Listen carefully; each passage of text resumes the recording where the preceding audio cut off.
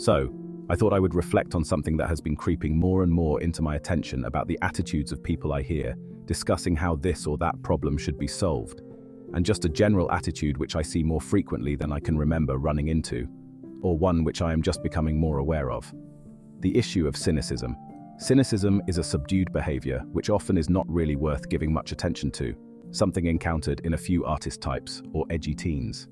It's usually a kind of superiority to some corruption, like punks hating the system, or goths being too deep for the rest of society. I myself am Gen X, and we are notoriously cynical. I've always been somewhat attracted to cynicism or cynical attitudes. The idea of rejecting the system because you see it for what it is always seemed smart and ahead of the curve. Apparently because Gen X grew up just as the corporate world was taking over everything, so that all art and culture were constantly being consumed by the commercializing of anything authentic into another product, we sought out more authentic expressions to identify with, the Seattle grunge scene being one of our biggest cultural moments. Then MTV took artists talking about existential angst or struggle and commodified it, formulated it, and turned it into a visual Disneyland ride. Cyberpunk movies like The Matrix feed the edginess of seeing through the lies of it all. While we watched our parents work their entire lives for some corporation with loyalty, and also saw how easily people could be laid off by these same corporations, whenever the stock market decided it needed to sacrifice some workers to go up a few points, which had been a foundational experience for many of us about how the system actually works. I had always seen cynicism throughout much of my life as a kind of open-eyed cleverness, something that stopped one from being taken advantage of, or a good form of cunning that anticipated deception, ruthlessness, and selfishness from the vast majority of people trying to get something from you. And these might very well be healthy approaches to certain circumstances, but the problem arises when they penetrate more deeply into the core of one's engagement with life and with people, since it can block one from seeing what life really is presenting to you and do a kind of violence to oneself by keeping a defensive distance to everything. In The Great Beauty, La Grande Bellezza, by Paolo Sorrentino, this distance is shown through the protagonist who captures this tragic aspect of cynicism, where a distant and indifferent artist squanders his life doing nothing, since he sees through it all the pretensions and lies, the phony people, as though he's superior to it all, only to awaken to how this distance has disconnected him from life. The other danger I have become more concerned about is how it can feed a kind of preemptive violence towards others, where one is so certain of others' ill will that they attack them before they have a chance to attack. There's also an inauthenticity to it. In First as Tragedy, Then as Farce, Slavoj Žižek talks about the cynicism of Western Buddhism. It enables you to fully participate in the frantic capitalist game while sustaining the perception that you are not really in it, that you are well aware of how worthless the whole spectacle is, since what really matters is the peace of the inner self, to which you know you can always withdraw. Yoga has always bothered me, and Žižek helped me see why. I always saw this pretense of enlightenment by women in Lululemon pants, obsessed with status, money, and the transience of a firm ass, giving me lectures about how the world is an illusion, to detach from material things, or how this or that is due to attachment to the ego. I sensed a cynicism in such things but couldn't identify it, still associating cynicism with the cool kind of cynicism I was attracted to as a Gen Xer. There's ideological compatibility between Western secularized yoga and capitalist materialism. One can work a meaningless 9-to-5 corporate job in a cynical detachment, indifferent to what one is actually doing or producing in the world, and rather than react against it, or reject the whole system to seek out anarchy the way punk does, or poverty as monks do, one can appropriate a Zen-like state of indifference to Maya, all while gaining the benefits of a materialistic life, and while retaining the fantasy that one is spiritual. It's a spiritualized cynicism which perpetuates the system through indifference to it. Since cynicism is such a multivariable concept, and one with shifting meanings, I would first like to give a brief look at the history of the word and the actual historical philosophy of cynicism. Then, we'll go more in depth into the problematic form, which I think I myself and anyone else who sees themselves becoming more cynical should avoid. We'll explore why and how it's adopted, and possible antidotes to avoid being poisoned by this more prevalent but surreptitious form of cynicism in culture.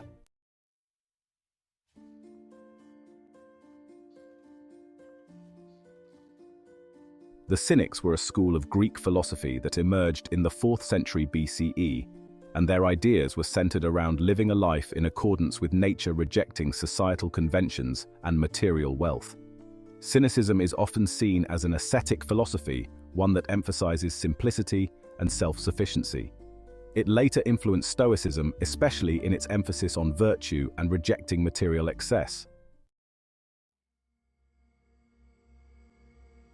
Cynicism is said to have been founded by Antisthenes, a student of Socrates around the late 5th century BCE. Antisthenes was deeply influenced by Socratic ideas about virtue being the only true good, and he took this to an extreme, teaching that external goods like wealth, power, and fame were of no real value. For Antisthenes, the path to virtue lay in a simple ascetic lifestyle focused on moral self-sufficiency. The word cynic comes from the Greek word kynikos, which means dog-like, a nickname cynics earned because of their disdain for conventional norms and their focus on living naturally, like animals. This was epitomized by Diogenes of Sinope, the most famous cynic, who lived in deliberate poverty and challenged social customs through provocative, often theatrical acts. Diogenes of Sinope, who lived around 412 to 323 BCE, rejected material wealth and lived in a large ceramic jar, often referred to as a barrel, in Athens. Diogenes famously carried a lamp during the day, claiming to be searching for an honest man. His life was marked by public acts of defiance, including his legendary meeting with Alexander the Great, where he reportedly told the king to stand out of my sunlight when offered any gift he wished. Diogenes believed that civilization had corrupted human beings, and that one should strive to live as close to nature as possible, free from unnecessary desires. Key ideas in Cynicism: living according to nature. Cynics believed that the key to happiness was to live in accordance with nature. This meant stripping away artificial needs created by society and returning to a simple, ascetic life. They criticized the pursuit of wealth, fame, and power as distractions from a virtuous life. Rejection of social conventions. Cynics were radical critics of social norms and customs. They argued that most of what society considered valuable, luxury, possessions, reputation, was unnecessary or even harmful. Cynics sought to live with as little as possible and embraced poverty as a means to achieve freedom from societal constraints. Asceticism and self-sufficiency. For the Cynics, happiness did not depend on external conditions, but rather on internal virtue. This virtue was achieved by practicing self-discipline and living a simple, austere life. The Cynic ideal was autarkeia, or self-sufficiency, the ability to be content with little and to be independent of external circumstances. Parrhesia, or free speech. Cynics believed in the power of parrhesia, or frank and fearless speech, often using it to expose hypocrisy and challenge established authority. Diogenes, for example, often engaged in acts of public shaming to criticize others' attachment to wealth or luxury. For Cynics, being able to speak the truth without fear was a key element of living a virtuous life. Virtue as the only good. Echoing Socrates, the Cynics believed that virtue was the only true good. However, they took this further by rejecting the need for any external goods, believing that virtue alone was sufficient for happiness. Cynicism heavily influenced Stoicism, particularly through the teachings of Crates and his followers. Zeno of Citium, the founder of Stoicism, studied with Crates and adopted many Cynic ideas. Both philosophies shared an emphasis on living in accordance with nature, self-discipline, and the rejection of material wealth. However, Stoicism developed a more systematic philosophical framework, incorporating logic and natural law, while Cynicism remained more focused on individual ethics and lived experience. While Stoics like Zeno accepted some material goods as preferred indifferentism, things that are not necessary for happiness but are worth pursuing if they don't compromise virtue, the Cynics rejected them outright. Stoicism also placed a greater emphasis on social responsibility and the idea of living in harmony with the community, whereas the Cynics were more individualistic and antagonistic towards societal structures. Cynicism did not become a formal philosophical school like Stoicism, but its ideas lived on, especially in Roman times. Some of its principles were absorbed into Stoicism, while others resurfaced in later movements, such as early Christian asceticism and monasticism. From this, we can see the philosophy itself is actually a pretty good one, that someone could integrate into their lives and incorporate aspects of to live a more ethical and possibly richer life as the Stoics had done. Not obsessing over material goods, seeking out virtue, honesty, and truth as a purpose, is certainly a worthwhile set of practices to live by. Having a critical distance towards social norms, or at least social trends, questioning what society tells one to do so as to live more intentionally and not passively, just obeying every social pressure one feels, is also necessary to live an ethical life, especially in a society which may have some problematic social norms. Athens, for example, had slavery and pederasty, and it's very easy to look back in history and be critical of the Greeks for accepting these things as normal. Yet doing so in one's own society, rejecting social norms which others may not see the ethical flaws in, can be extremely costly. We've witnessed recently many Hollywood sex scandals with Weinstein, Epstein, and Diddy, in which many of the biggest idols who act as standard bearers of social norms were complacent in. So how did we go from this quasi-stoic form of cynicism, where asceticism and virtue are practices in a proto-monastic form of life, to the way that we use the term today? The transformation of the word cynic happened gradually as the original Cynic philosophy became less understood and its more provocative elements were misinterpreted or exaggerated. Several factors contributed to this change. First, the provocative behavior of the Cynics. The original Cynics, particularly Diogenes of Sinope, were known for their radical, confrontational, and often shocking behavior. Diogenes, for instance, peed on someone who said he lived like a dog. The Cynics' disdain for societal norms, combined with their emphasis on free speech or parrhesia to expose hypocrisy, gave them a reputation for being harsh, critical, and dismissive of others. This confrontational approach began to overshadow their philosophical goals of virtue and self-sufficiency. As their philosophy faded, the more aggressive aspects of their style became what people remembered. Second, the decline of cynicism and the influence of Stoicism. Stoicism took many of cynicism's core ideas, but systematized and refined them into a broader, more intellectually rigorous framework. While Stoics, like the Cynics, emphasized virtue and living according to nature, they also advocated for participation in society and stressed rationalism and emotional control over confrontational behavior. Cynicism's more abrasive and individualistic approach became less attractive, as Stoicism, with its emphasis on social harmony and inner peace, gained a following among Roman elites. As a result, the Cynics came to be seen as excessively critical or pessimistic figures, focusing on the flaws of society without offering constructive solutions. Third, the association with negativity and distrust. Over time, the Cynic ideal of rejecting wealth, luxury, and societal values morphed into a more generalized skepticism about human motives. The Cynic's rejection of superficiality and hypocrisy, while originally aimed at promoting virtuous living, came to be seen as a worldview based on a distrust of people's sincerity and a belief that self-interest drives human actions. By the Middle Ages and into modern times, Cynicism no longer referred to an ascetic philosophical stance, but instead to an attitude of distrust toward human nature and motives. A cynic was seen as someone who believed that all actions, even seemingly altruistic ones, were ultimately driven by self-interest. The positive goal of living according to nature and virtue was forgotten, while the more negative aspects, skepticism, scorn, and criticism, remained. Fourth, cultural and linguistic changes.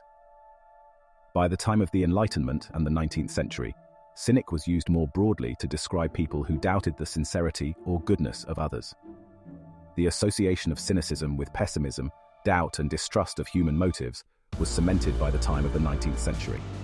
Writers and thinkers began using the term cynical to describe a critical, often bitter perspective on human nature and societal ideals, further distancing the word from its Greek philosophical roots. Fifth, the misinterpretation of cynicism's original purpose. The cynic rejection of materialism and luxury was initially a moral stance against the corruption of society and the desire for superficial goods. However, as time passed, this rejection came to be seen as a kind of nihilism or bitterness toward human nature, rather than an ethical pursuit of virtue. Since the cynics often took pleasure in exposing hypocrisy and criticizing societal norms, their criticism began to be seen as coming from a place of negativity rather than virtue. The original purpose of challenging societal flaws for moral improvement was lost, and instead, the cynics were seen as merely contemptuous and disdainful of society. Modern connotation: pessimism and distrust. In the modern sense, cynicism refers to a belief that people are motivated purely by self-interest, often accompanied by skepticism toward noble or altruistic actions. A modern cynic tends to doubt the sincerity of others and often takes a dim view of human behavior and society. This is a far cry from the original cynic philosophers, who sought to improve themselves and society through a life of virtue, self-sufficiency, and truth-telling. We then have two kinds of cynicism, two meanings coming from the same roots, but one, the historical form, splitting off from its more positive attributes, which used the negative aspects as part of its practice, and then a second meaning of the word which lost touch with the purpose of those negative aspects and isolated them as a container for a set of negative attitudes and beliefs. Those elements can be summed up as anthropological pessimism, a distrust of human motives and even of the nature of humans. Pessimistic skepticism, a form of skepticism which assumes the more pessimistic possibility of someone's behavior as most likely. Self-interest reductionism, regarding self-interest as operating behind possibly every human action, often approaching nihilism toward human nature. Contempt and provocative, being harsh, critical and dismissive of others, often aggressively. Non-constructive contempt for society, an abrasive and individualistic stance which sees society as being built off nothing more than self-interests, often bitter and scornful to society, where even seemingly altruistic actions were ultimately driven by self-interest. Asceticism, replaced with scorn, material prosperity and luxury are seen more as signs of corruption and superficiality, and are rejected on grounds of only being attainable through ill-gotten means. So for the rest of this essay, I will be referring to this second form of the word, cynicism, the negative form, since this is the topic of discussion. If I mean to reference the first form, I will distinguish it as such by calling it historical cynicism. So next, we shall look at Žižek's understanding of contemporary cynicism, because I believe it to be the most comprehensive, especially when explaining what is problematic about it. Political cynicism. Slavoj Žižek interprets cynicism in a unique way, particularly through a lens influenced by Marxist and psychoanalytic theory. He often describes cynicism as a form of ideology where individuals acknowledge the truth of their situation, but still act as though they believe in the system they critique.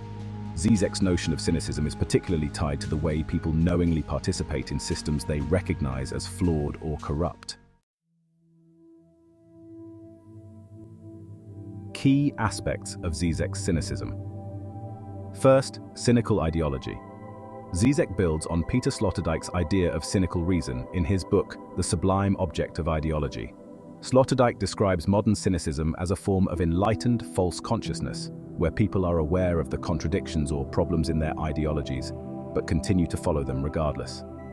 Žižek takes this further, arguing that ideology today doesn't necessarily require people to blindly believe in it. Rather, they can see through it and still be complicit.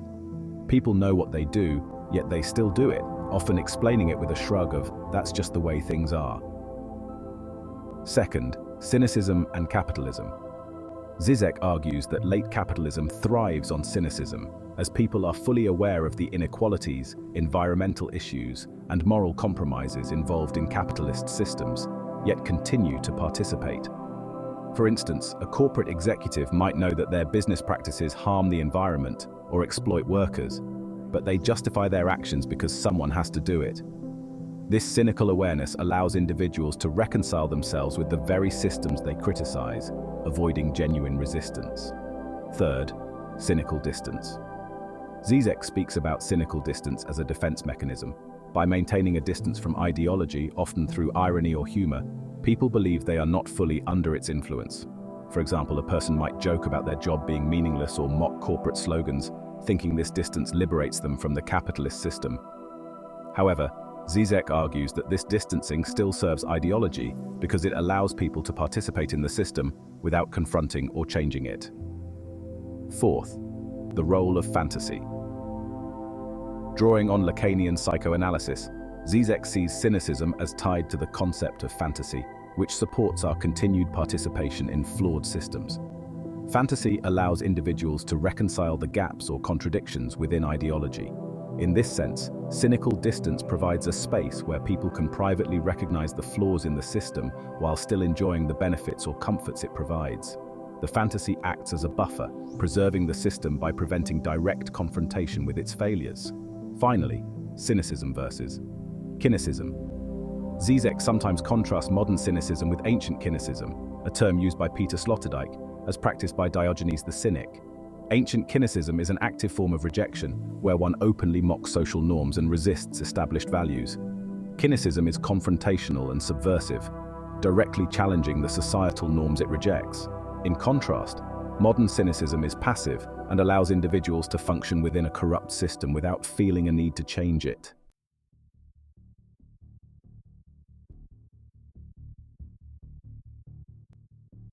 Cynicism and its social consequences. Žižek warns that modern cynicism is self-defeating. By acknowledging the flaws in society but continuing to participate, cynicism enables the persistence of unjust systems. This attitude fosters complacency, as it avoids the discomfort and sacrifice that genuine resistance or change might require.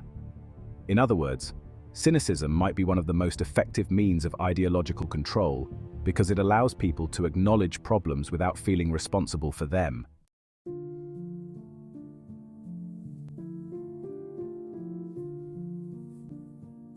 For Slavoj Žižek, cynicism and fundamentalism are interrelated responses to the perceived failures of ideology in contemporary society, especially within the context of capitalism and modernity. Žižek argues that these two attitudes are complementary reactions to the crisis of belief and meaning in a globalized, secular world where traditional sources of identity and values have been destabilized. Here's how he connects cynicism to fundamentalism. First, cynicism and fundamentalism as opposite reactions to ideological disillusionment. Žižek sees cynicism and fundamentalism as two opposing but related responses to the loss of meaning in a postmodern, consumer-driven society. Cynicism represents a detached, ironic stance where individuals see through ideology and adopt a skeptical attitude toward truth and values, accepting contradictions without genuine commitment. Fundamentalism, on the other hand, represents an overcompensating reassertion of belief, a reactionary retreat to absolute certainties and strict, often literal interpretations of ideology or religion. While cynics respond to the collapse of ideological foundations by disengaging and embracing irony, fundamentalists respond by doubling down on rigid beliefs as a way of restoring order and purpose. Both responses, Žižek argues, reflect an inability to navigate the complexities and contradictions of modern ideology in a constructive way. Second, fundamentalism as a symptom of cynicism. Žižek often argues that fundamentalism can emerge as a symptom of cynicism. In societies where cynicism toward ideology is widespread, individuals may feel a profound sense of disorientation, and some might respond by embracing fundamentalist beliefs as a way to find stability and certainty. This fundamentalist reaction can be seen as an overcorrection to the detachment of cynicism. 1. The cynical ideology and its coexistence with fundamentalism. Žižek describes modern capitalist ideology as a form of cynical ideology. Unlike traditional ideology, which requires belief and faith in its tenets, cynical ideology allows people to openly acknowledge contradictions and yet continue to participate in the system. People can say, "I know it's a lie, but I still go along with it." This ironic distance, according to Žižek, makes it difficult to develop genuine resistance because people have already accepted the contradictions without feeling a need for change. Fundamentalism, in this context, can act as a counterforce within the cynical framework. While the majority of people may accept capitalism's contradictions with a cynical shrug, fundamentalists offer a simplified alternative, a system of belief where truth and meaning are presented as absolute and unambiguous. This is appealing to some because it promises clarity and certainty in a world that otherwise feels hypocritical and aimless. 1. Fundamentalism as a quest for true belief and the return of the real for Žižek. Fundamentalism can be seen as an attempt to reclaim true belief or authenticity that has been lost in cynical consumerist culture. While the cynic knows the game and plays along without committing fully, the fundamentalist represents a return to a passionate belief, even if it is often reactionary or extreme. Žižek refers to this as the return of the real, the re-emergence of something authentic and uncompromising that confronts the emptiness of cynical detachment. This can be seen in various forms of fundamentalism, from religious extremism to nationalistic fervor, where people reject the perceived fakeness of modern society and seek out a form of life that they see as pure, absolute, or grounded in tradition. 1. The dangerous symbiosis of cynicism and fundamentalism. Žižek warns that this combination of cynicism and fundamentalism is particularly dangerous because it creates a feedback loop that prevents genuine ideological critique and transformation. Cynicism alone breeds apathy, and fundamentalism fills the void with rigid ideologies that resist questioning. This relationship can be observed in contemporary politics, where cynical detachment from established institutions coincides with the rise of populist or fundamentalist movements that claim to offer absolute solutions. In summary, for Žižek, cynicism and fundamentalism are interconnected responses to the perceived hollowness of modern ideology. Cynicism accepts contradictions and engages in ironic distance, while fundamentalism rejects ambiguity, seeking to restore absolute belief. Fundamentalism can be seen as a reaction to the disorientation caused by cynicism, providing a sense of certainty that cynicism lacks. Both attitudes prevent constructive engagement with ideology, creating a cycle where neither genuine critique nor transformation is possible. Žižek's analysis suggests that breaking free from this cycle requires a different approach altogether, one that acknowledges contradictions and ambiguities, but still commits to genuine critique and transformative potential.